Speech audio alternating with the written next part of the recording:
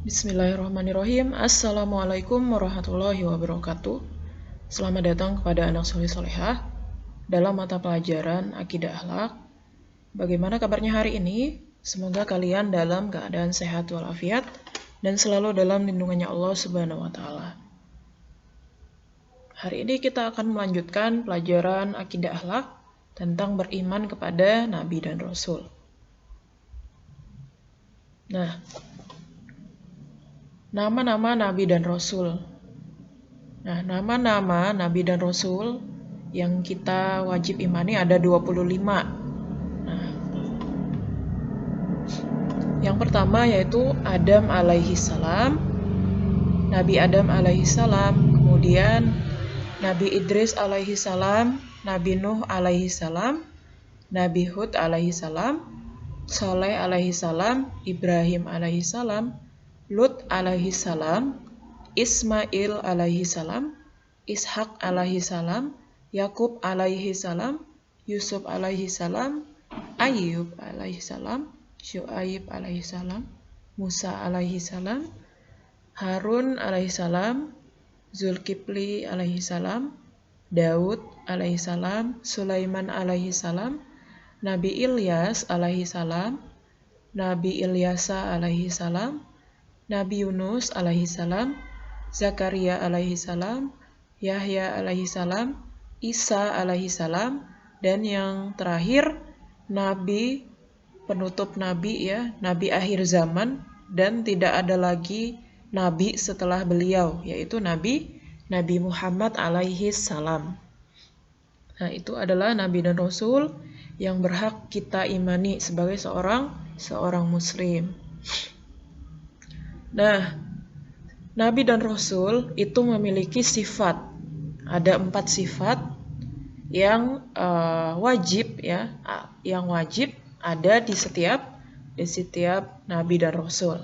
Yang pertama itu adalah sidik, yaitu seorang Nabi dan Rasul selalu berkata yang benar, tidak pernah berdusta ya.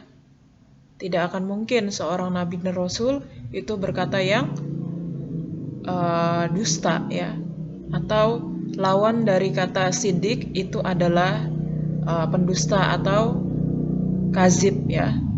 Nah, amanah seorang Nabi dan Rasul itu selalu amanah, tidak pernah menyia-nyiakan amanah apapun dan dimanapun, selalu menjaga amanah. Kemudian seorang Nabi dan Rasul memiliki sifat tablik. Jadi apapun yang diperintahkan oleh Allah Subhanahu wa taala, seorang Nabi dan Rasul pasti akan menyampaikannya, tidak menyembunyi-nyembunyikan apa yang menjadi perintah Allah Subhanahu wa taala, tidak akan merahasiakan apa yang diperintahkan Allah Subhanahu wa taala atau memilah-milih mana yang memang sesuai apa yang menjadi kehendak Nabi dan Rasul ya. Tapi apapun yang diperintahkan Allah, pasti Nabi dan Rasul menyampaikannya tanpa ditutup-tutupi ya, dan memilah-milih sebuah wahyu. Nah, yang terakhir adalah fatonah. Jadi seorang Nabi dan Rasul itu pasti memiliki sifat yang cerdas. Tidak akan Allah Subhanahu wa taala mengangkat seorang Nabi dan Rasul itu dari seorang yang bodoh ya, seorang yang tidak tahu apa-apa, atau seorang Nabi dan Rasul yang memiliki sifat yang tercela ya. Seperti itu. Jadi ada 4 sifat Nabi dan Rasul yang wajib ya, yang wajib ada di setiap Nabi dan Rasul. Selanjutnya, sifat jaiz bagi Rasul. Jadi sifat jaiz ini adalah sifat yang melekat kepada seorang manusia ya. Karena Nabi dan Rasul adalah seorang manusia, maka sifat-sifat manusia melekat ya pada diri seorang Nabi dan Rasul. Seperti kalau manusia biasa ya pasti bisa makan, minum, tidur, berkeluarga, menikah, sedih, senang ya. Maka seorang Nabi seorang nabi dan rasul pasti memiliki sifat tersebut ya, seperti manusia biasa. Bisa makan, bisa minum, menikah, bisa sedih ya, bisa sakit hati, bisa senang ya, seperti itu. Maka sifat-sifat yang seperti itu yang ada pada kebanyakan manusia disebut sifat jais ya, sifat jais bagi rasul. Nah, tugas-tugas rasul adalah yang pertama menyampaikan risalah, bahwa risalah itu ya datangnya dari Allah. Kemudian mengajak kepada umat untuk mengesahkan Allah ya, atau mengajak kepada tauhid. Kemudian memberi kabar gembira kepada mukmin dan memberi peringatan kepada orang-orang kafir.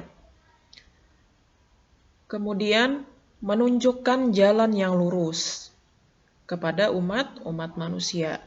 Tugas selanjutnya membersihkan dan menyucikan jiwa manusia serta mengajarkan kepada mereka kitab dan hikmah. Dan yang terakhir sebagai hujjah bagi manusia. Nah, itu adalah tugas Rasul Allah Subhanahu wa taala. Nah, yang terakhir, sebagai seorang muslim ya, maka kita wajib menerapkan perilaku-perilaku mulia ya, beriman kepada nabi dan rasul. Yang pertama, menjunjung tinggi risalah kenabian. Kemudian, melaksanakan seruannya untuk beribadah hanya kepada Allah. Tidak ada ibadah-ibadah kepada selain Allah. Kemudian giat dan rajin bekerja, mencari rezeki yang halal.